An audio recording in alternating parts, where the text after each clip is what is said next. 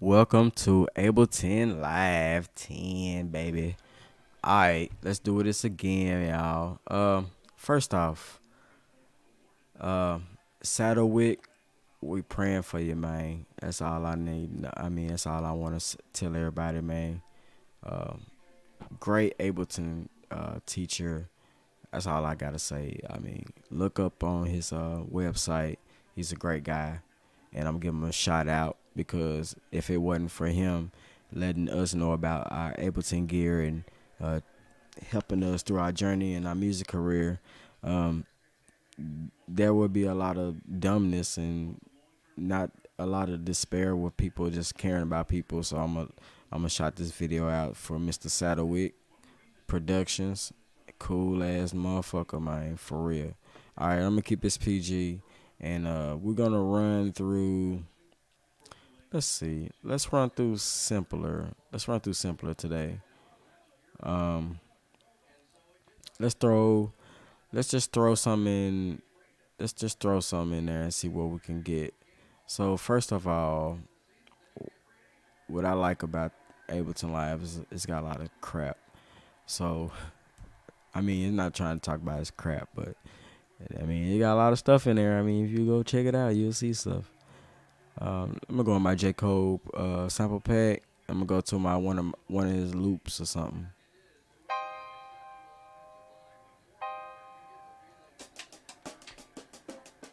Okay, I got a rim shot loop, and I'm gonna throw it into the simpler. It's gonna show you a waveform, and we have your gain, your start loop. But they have your loop have to be activated for that to work. Your length, how long you want the sample, your fade, crossfade. Right here, your voices. You need to find this in your sampler because if you go to one shot, you can't find it because one shot is basically taking the voices. Or if you go to controls, then you can go over here. I think it was over here. It was somewhere over here. But I don't think it has it in one shot mode. If you go to slice, you have a mono, uh, stuff like that. Let's look through this loop now. Uh, I don't have my keyboard with me, but I'm gonna cut on my keyboard. It's a 1 bar loop, and what I would do to slice that, I would go to slice. That's what I like about even if you have the light version, you can go to the simpler, the new 9.5 simpler, and you can hit the slice button, and then you can go through your slices. If I can get to my slice, there you go. So I would make them. You have different modes. You have beats. Then you have regions, where it says 8 regions or a million regions or 64 regions that match to the push because push has 64 pads. We have the manual where you can just chop on the fly, but you got to have the push or a third party VST from Max for Live. And I would just basically just use to your imagination, use what you want to use. I'm not trying to tell you how to use it. I'm just going to tell you how to work it. So I'm going through my loop, and this is right here. This little box area is the filter. You have a 12 dB and a 24 dB bypass filter, bypass, low pass, mid pass, all pass. We all get a pass. We're going to pass on that one. But you know what your filters are, and you know what kind of band pass it holds from low to high. And you have your frequency band that goes from 30 hertz to a whopping 20 gigahertz. That's a big jump. You got your resolution that goes from 0 to 125. You have your little button right here. I'm gonna try to get it. I got a filter on. Okay. You have your LFO button. Once your LFO is ticked, you can then put all types of LFOs, crazy LFOs, and syncopated LFOs. and that splits this part. And right here, your fade in, your fade out. You can fade it in, you can fade it out, and your transpose. Everybody know what that is. It's an AK/pitch.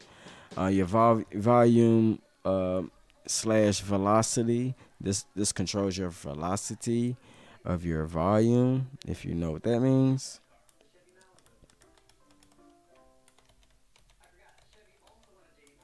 Oops. There we go. And if I'm out of key, it'll tell you right here.